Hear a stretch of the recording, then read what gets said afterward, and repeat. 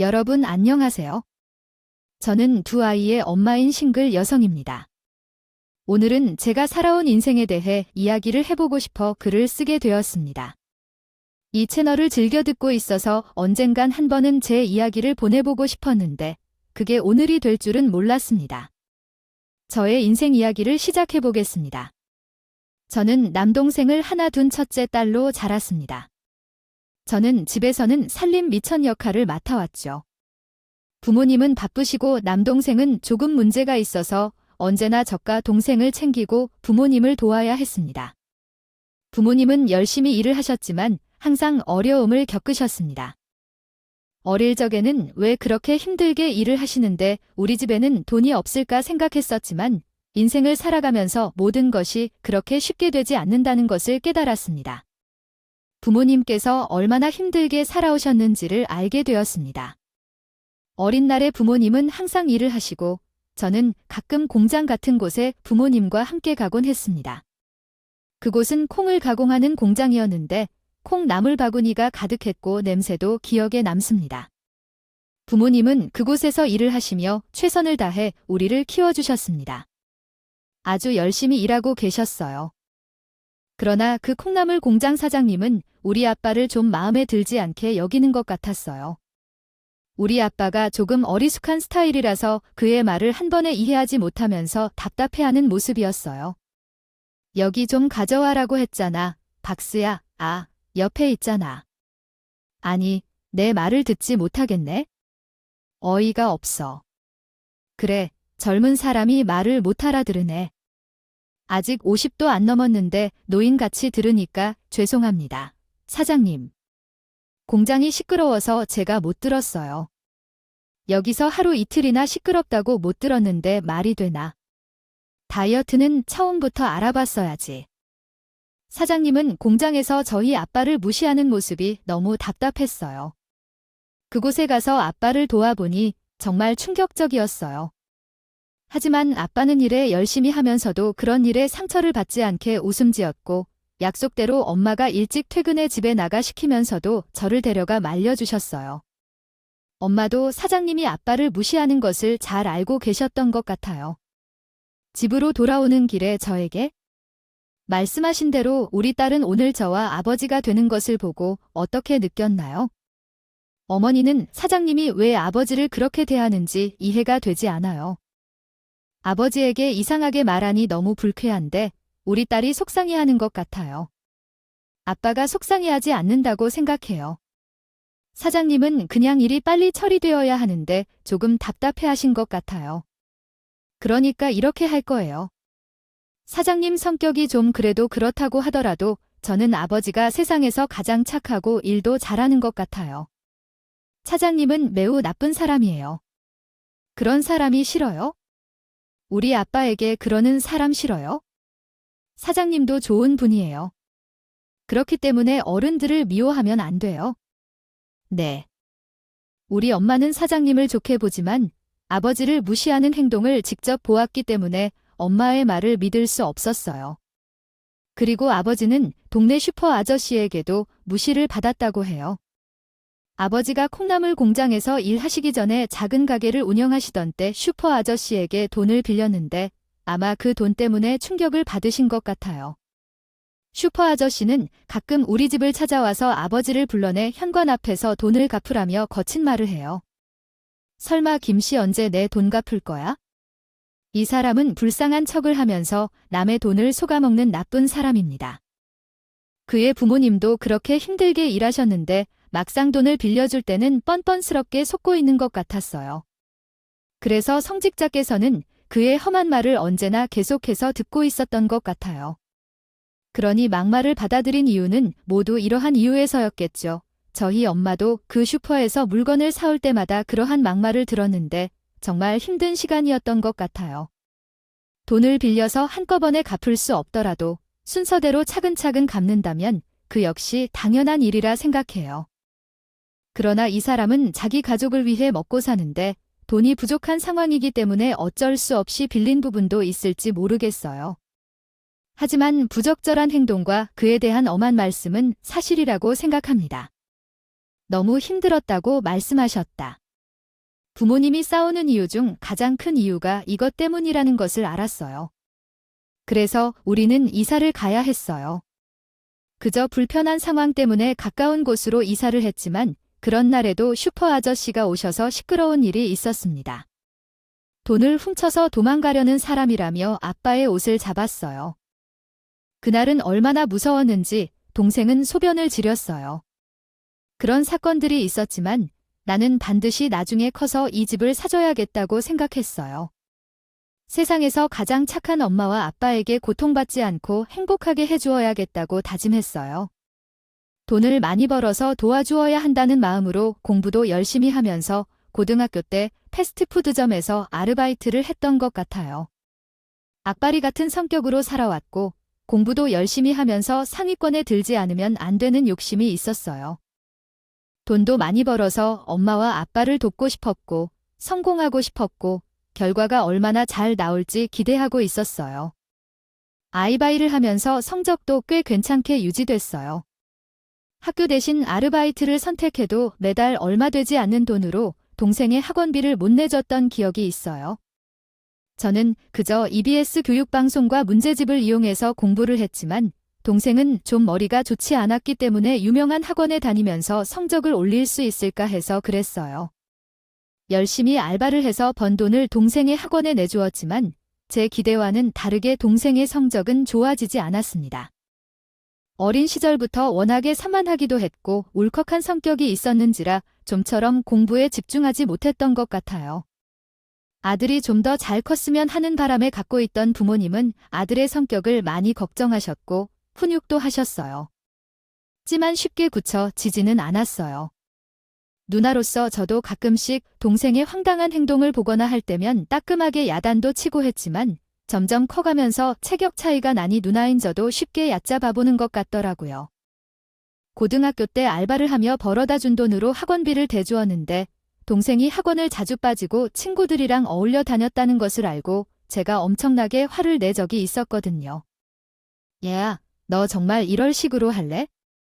내가 이 돈을 학교 다니면서 어렵게 번 돈인데 이걸 가지고 네가 이렇게 할 수가 있어? 그러고 그 누가 내 학원비 되다 달래 넌 그런 말 한 적 없다고. 뭐야, 인마. 조금이라도 성적을 올리려면 누나가 이렇게 노력을 하는데 최소한 하는 신용이라도 해야 할 거 아니야? 그게 예의 아니냐? 나의 부모님과 나는 열심히 돈을 벌어서 더 많이 먹이고 살리려고 하는데 너는 다 큰 놈인데도 아직도 제대로 정신을 못 차리고 이러는 거야? 아 진짜 누나가 무슨 엄마야? 너까지도 이러한 태도를 보일 거야? 짜증나. 간섭 좀 하지 마. 내 인생은 내가 알아서 살 거니까 알았어? 너 정말 누나한테 말버릇이 그게 뭐야? 진짜 혼나볼래? 동생은 이렇게 화가 나게 한 번도 망설임 없이 내게 뱉어대더라고요. 그러면서 어느 때는 동생과 내 사이가 엄청 멀어진 적도 있었어요. 차라리 여동생이라면 어떨까 하는 생각도 했었죠. 이미 고등학교 때 180에 육박하는 키에 덩치도 좋았던 남동생을 부모님도 마음대로 아니겠어요. 그래서 너 정말 낚시를 해먹게 해? 동생은 한동안 싸우다 너무나 많이 털어다녔고 담배도 피우고 술도 마시며 고등학교 시절을 보냈어요. 1시간이라도 아껴서 알바하고 공부하는 저와는 비교도 안 되는 삶을 살고 있었죠. 동생이 그렇게 범죄를 저질렀을 때마다 무고한 부모님은 학교에 가서 폭행당하고 출동한 경찰서에 가서 합의금을 내야 했고 참으로 많이 희생했어요. 착하고 유순한 부모님은 남동생 때문에. 저는 대학에 진학해서 살아왔어요. 집안 형편 때문에 대학에 가질 못했지만 열심히 일하면서 대학에 진학했어요. 학자금 대출을 받아 대학 생활을 시작했는데 중간중간 장학금을 제외하고 모두 빚으로 살아왔어요. 어려운 사람은 대학에 가는 게 힘든 것 같아요. 학자금 대출 빚을 갚기 위해 매일 힘든 일을 해야 했어요. 생활비도 벌어서 써야 했기 때문에 정말 힘든 시기를 보냈어요. 대학 생활의 술자리나 연애는 사치로 느껴졌고 한 번도 경험해보지 못했어요. 그래도 학업 성적이 좋아서 장학금을 많이 받았고 알바로 벌어들인 돈을 부모님께 도와드릴 수 있었어요. 엄마는 저를 고맙다고 하셔서 참으로 감사했어요. 엄마와 아빠만 건강하게 있어주면 돼요. 동생도 건강하게 자라기를 바라는 마음으로 기다리고 있어요. 제가 준비된 한국어로 다시 작성해드리겠습니다. 이제 곧 군대에 가게 되니 군대 다녀와서 좋아질 거예요. 대학 생활을 하고 있던 중이었고 고등학교를 졸업한 후 군대에 들어가게 되었습니다. 모두가 성인이 되어서 이제 우리 집에 큰돈이 들어가는 일도 많지 않았고 그냥 건강하게 잘 살면 좋을 것 같다고 생각하며 하루를 보내고 있었어요. 대학을 졸업하고 나니 좋은 직장에 취직할 수 있었어요. 열심히 대학 생활을 했던 제가 인상적이었는지 교수님의 추천서도 받았고 이런 모습이 직장 면접에서도 긍정적으로 평가받아서 쓰여진 것 같아요. 또 취업 준비를 열심히 해서 주변 친구들도 예상된 결과라며 축하해 주었어요. 제가 꿈꿔왔던 직장에 들어가서 너무 기뻐서 눈물이 나왔어요. 지난 어려웠던 대학 생활이 보상받는 것 같은 기분이었고 이제부터 인생이 꽃길만 걷게 될 것 같은 착각에 빠진 것 같았어요. 주변 사람들의 축하와 부러움의 말들도 들을 때 기분이 좋았어요. 부모님께서 세상에서 가장 맛있는 고기를 사와서 직접 굽어주셨고 우리 가족은 그 고기를 먹으며 모두가 웃고 울며 지난 어려웠던 일들을 얘기했던 것 같아요. 그때 남동생도 병장 휴가를 나와서 한마음이 된 느낌이라 기분이 좋았어요. 모두가 같이 행복해질 수 있으면 좋겠다고 생각했어요. 그리고 결혼 후 첫째 자녀를 낳았습니다. 저희 가족은 언제나 행복한 시간들을 보내고 있었죠. 형제들도 모두 잘 자라며 저희 부모님께 꼭 감사의 마음을 전했습니다. 저희 가족은 서로를 사랑하며 아껴주고 어려움이 닥쳐도 함께 이겨내는 삶을 살아갑니다. 옛 이야기를 되새겨보면 제가 가장 어렵고 힘든 시기에도 가장 소중한 사람들이 함께였고 그 덕분에 오늘의 행복한 삶을 살아갈 수 있게 되었습니다. 이제는 그 과거가 오히려 제게 힘을 실어주는 원동력이 되고 있죠. 미래도 두려워하지 않고 가족과 함께 행복한 순간을 많이 만들어 나가고 싶습니다. 모든 일에 부담을 느끼지 않았어요. 그래서 나는 먼저 남자에게 적극적인 편이 아니었는데도 부담 없이 연락을 할 수 있었고 그것이 연결되어 부드러운 관계로 발전할 수 있었습니다. 그 남자는 나보다 더 나은 직장이 아니었고 월급도 나보다 낮은 곳을 다니고 있었어요. 학력이나 연봉 모든 면에서 나보다 나은 게 없었지만 사람들과 어울리는 감이 좋고 유머 감각도 있고 나름의 리더십을 가진 사람이었어요. 주변에는 항상 사람들이 많았으며 술을 좋아하고 낚시나 당구 등을 싫어하지 않았어요.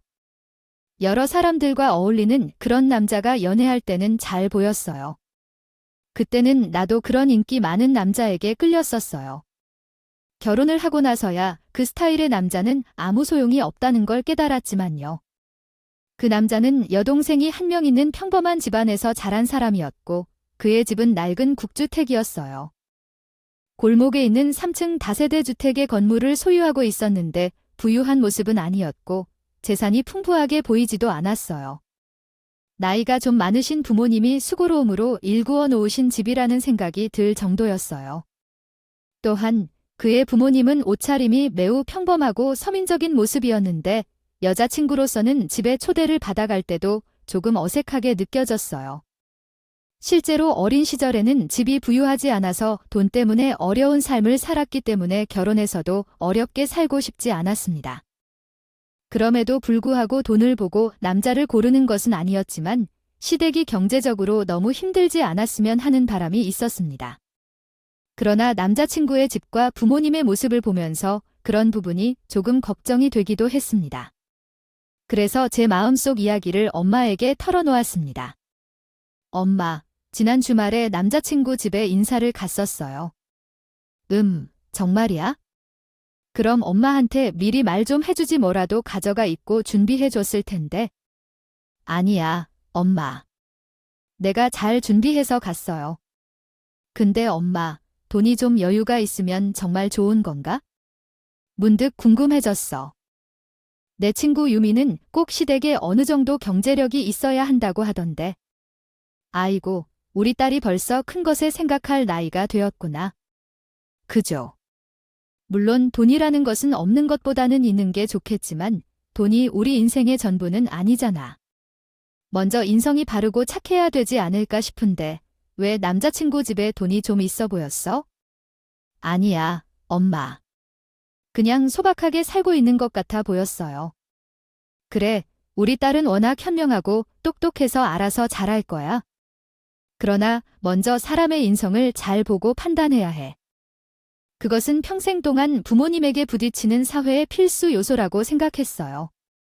엄마께서 이야기해 주신 이야기를 들으면서 돈보다는 남자친구의 부모님의 인성에 대해 궁금해졌어요. 그 상황에서는 제가 어떻게 알아낼 수 없었지만 가끔씩 남자친구에게 부모님에 대해 여쭤보기도 했고 가끔 만날 때마다 그 부분에 관심을 갖게 되었죠. 그러다 처음에는 몰랐지만 나중에 결혼 이야기가 나오면서 남자친구의 부모님이 꽤나 주변에서 좋지 않은 평판이 있는 것을 알게 되었어요. 동네 사람들과의 갈등도 있었고 자기 것에 대한 욕심이 너무 많다는 이야기도 들었죠. 하지만 이미 결혼 약속을 했기 때문에 크게 걱정하지 않았어요. 시부모님과 평생 함께할 필요는 없을 테니까요. 제 남자친구는 재미있고 주변 사람들에게도 인기가 많고 리더십이 있는 사람이었기에 제가 행복할 거라는 착각에 빠졌었어요. 하지만 결혼 후에는 집에서 홀로 임신 중이었고 남편이 된 그 사람은 항상 친구들과 외출하며 술을 마시고 당구를 치거나 때로는 낚시를 가기까지 했어요. 결혼 후 바로 임신한 저는 입덧이 너무 심해지고 육아로 인해 힘들어서 회사 휴가를 자주 내야 했죠.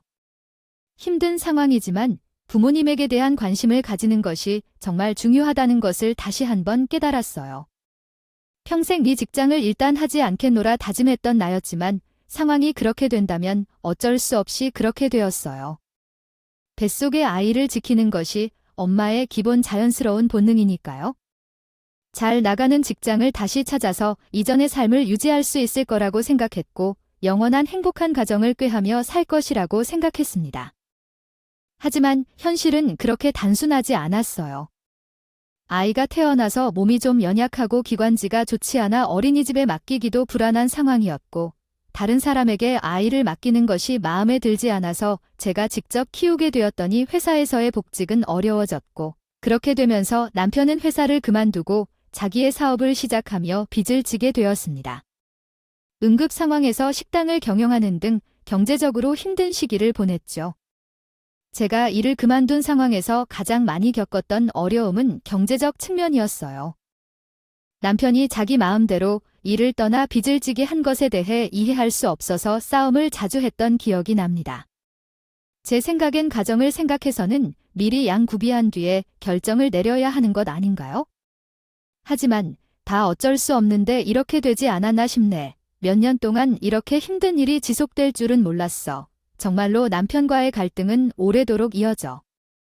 날 친구들과 술 한잔하고 늦게 들어와도 주말에는 자기 취미 생활을 즐기고 스트레스를 푼다고 한다. 그런데 내가 하루 종일 독방에서 아이를 혼자 키우면서 쓸쓸하게 지친다.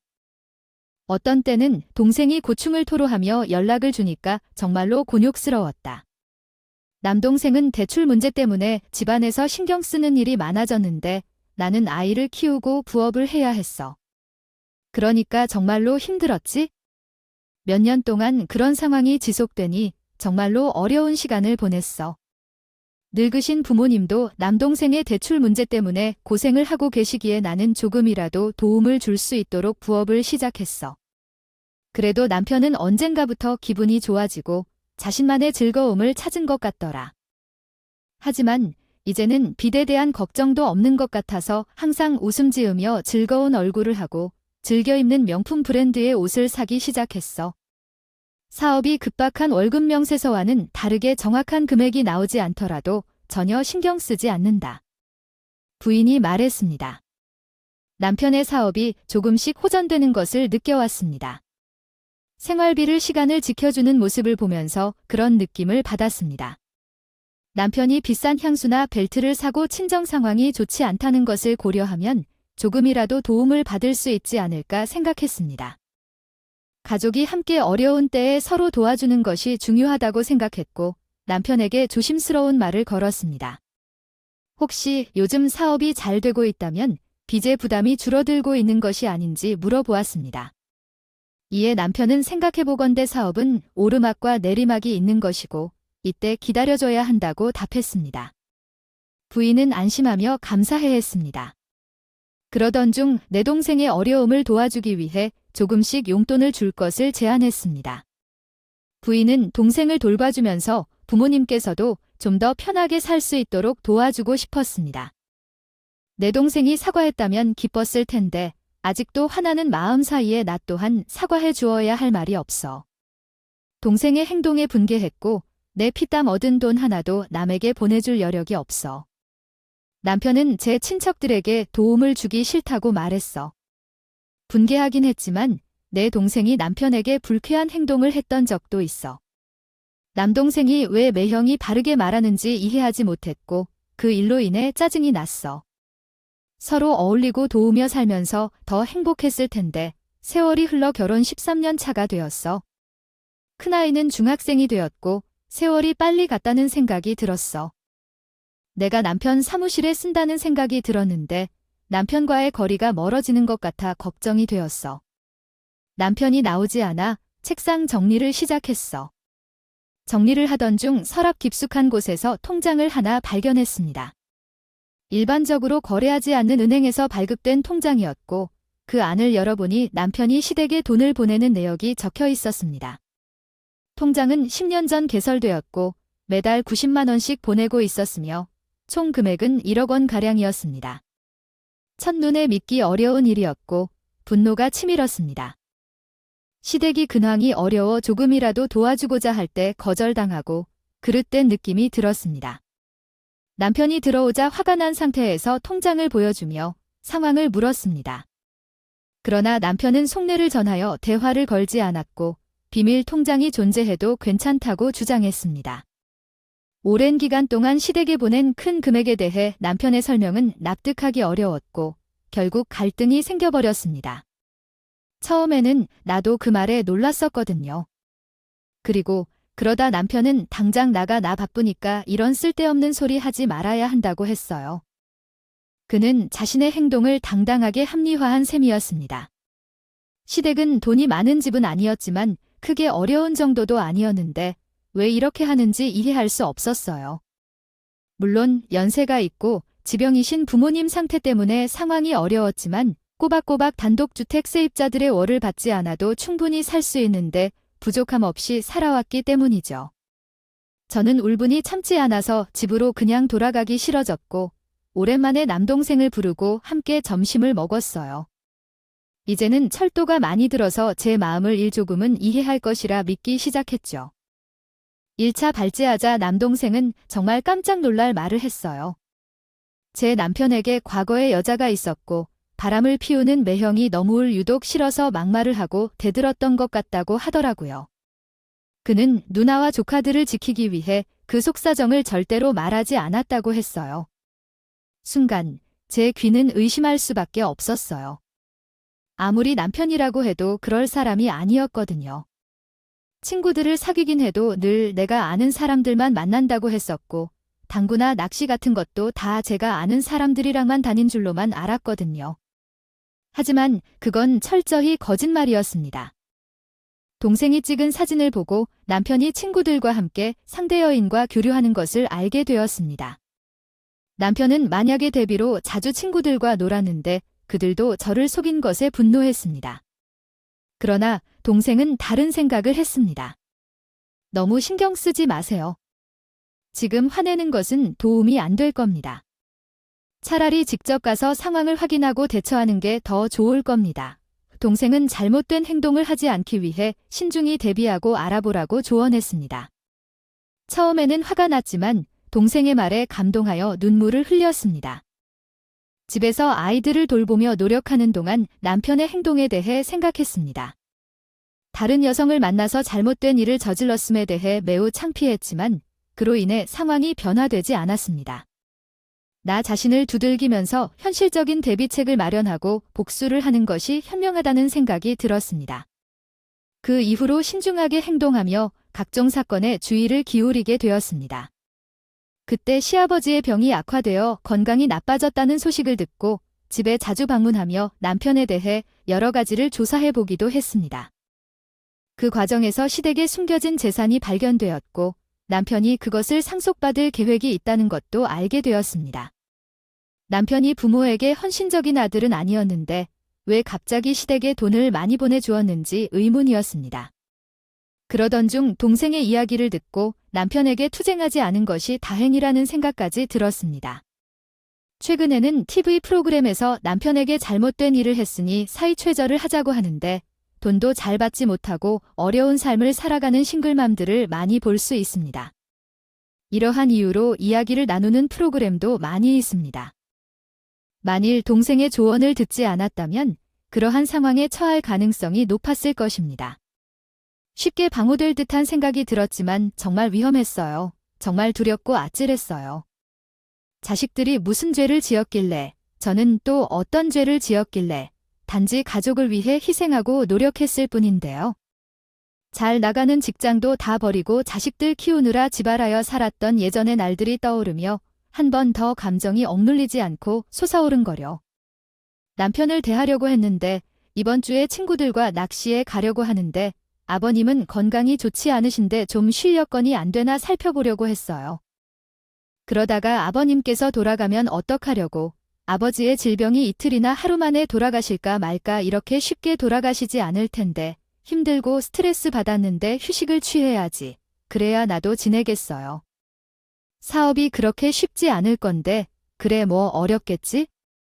그래서 이번엔 어딜 누구랑 가는지? 제 아들 서준이랑 민규가 1박 2일로 비슷한 곳에 간다고 했어요. 그래 알겠어요. 건강히 잘 돌아오세요.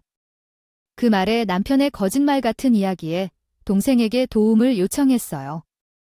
증거를 취하기 위해서 반드시 무언가를 찾아야 했어요. 결국 남동생은 남편이 사무실 근처에서 여자를 차에 태우고 있는 모습을 사진으로 찍었고 그 차 안에서 입맞춤을 하는 모습까지. 남편이 낚시를 즐기는 동안 아버지가 지병으로 악화되어 사망했습니다. 늙고 허약한 시어머니는 자신의 어려운 처지에 대해 걱정했고 남편에게 숨겨둔 재산을 상속하고 함께 살고 싶다는 바람을 전했습니다. 이에 저는 동생의 지원을 받아 변호사와 상담을 하게 되었고 결혼 후 쌓은 재산에 대한 권리를 알게 되었습니다. 그동안 남편은 가족을 소홀히 하고 개인적인 취미에 매달렸으며 부인관계를 맺었고 시댁에 돈을 보냈습니다. 상담 결과 저에게 유리한 해결책을 찾아내어 증언을 고백할 수 있게 되었습니다. 이후 어머니와 함께 살기로 결정했고 그에 대한 이해를 얻었습니다. 하지만 가족과의 관계 중요성을 일깨워줄 때까지 어머니를 혼자 두고 있던 행동에 대해 반성했습니다. 들에게 나를 손가락질하면서 왜 연락을 안 하고 모텔에서 무슨 일을 하고 있었냐고 싸움을 걸었죠. 남동생이 곁에 있어 다행히도 무서운 남편을 견뎌낼 수 있었습니다. 그러던 중 남편은 미친 듯이 화를 내며 이혼을 요구했고 남동생은 경찰을 호출했습니다. 결국 경찰의 개입으로 상황은 진정되었고 남편은 자택으로 돌아갔습니다. 이후 남동생과 함께 회사와 아이들의 일정을 조율하며 새로운 삶을 시작할 준비를 하고 있습니다. 함께 힘을 모아 이 어려운 시기를 극복하고 미래를 향해 나아가려고 노력하고 있습니다. 이 모든 과정에서 남동생에게는 큰 감사를 표합니다. 함께 힘을 모아 앞날을 향해 나아가려고 합니다. 저까지 찾아와 말로도 설명이 안 된다며 혼란을 일으킨 적이 몇 번 있었는데 그때마다 동생이 나서서 남편을 달래주는 역할을 했습니다. 경찰을 부르고 해결한 적도 있었고요. 체격이든 성격이든 남편은 동생보다 수준이 낮다 보니 그런 식으로 동생이 바로 잡아줬다. 본인도 안다는데 그렇게 되면 이난이가 돼서 돌아가더군요. 이혼 과정은 생각보다 복잡하고 오래 걸리는 일이었습니다. 합의 이혼으로 했으면 좀 더 좋을지 모르겠지만 남편이 합의를 해주지 않았기에 소송으로 넘어가게 되었고 양육권에 대해선 논의가 없었던 남편은 재산 문제에 대해서만 완곡했습니다. 어떤 큰 돈을 위해 그 힘든 일을 했는지 이해가 안 되었습니다. 이렇게 소송을 거듭하는 동안 정말로 사람 같지 않은 모습을 보여줬다. 몇 달간의 소송 과정은 제 인생에서 가장 힘든 순간이었어요. 그러나 부모님, 동생, 그리고 아이들이 곁에 있어서 견뎌낼 수 있었습니다. 가족이 없었더라면 포기할 수도 있었을 정도로 힘들었습니다. 돈은 중요치 않고 사람의 마음이 얼마나 힘든지를 알았지요. 아무것도 하기 싫고 세상을 등지고 싶은 생각까지 들었던 것 같습니다. 제가 살면서 겪은 일들을 이야기하고 싶어요. 이젠 이별 이직에 대해 생각해 봐야 할 시기입니다. 처음에는 걱정과 불안함이 많았지만 여러 생각을 곱씹고 준비해보니 마음이 편안해졌어요. 예전에 살던 집에서 멀리 떨어진 곳으로 이사를 했는데 작지만 좋은 건물을 샀어요. 지방에 살다 보니 도시보다 가격이 싸졌죠. 재산 분할로 받은 돈으로 건물을 사서 건물 1층에는 커피숍을 운영하고 있어요. 2층에 있는 소규모 수제 비누 공방에서는 제가 직접 수업을 듣고 제2의 인생을 준비하고 있어요. 매달 들어오는 수입으로 가족을 먹여 살아갈 수는 있지만 무언가 새로운 도전을 하고 싶었어요. 아이들도 새 환경에 잘 적응했고 가족 모두 행복하게 살고 있답니다. 아빠는 바빠 얼굴을 볼 기회가 많지 않았는데 지금은 아이들도 행복하게 지냅니다. 전날이 많이 익숙해지고 쓰레기 같은 남편에게 감정이 느껴지지 않아요. 그저 아이의 아빠로서 지내고 싶어요. 이야기를 들어주셔서 감사합니다. 모두 행복하세요.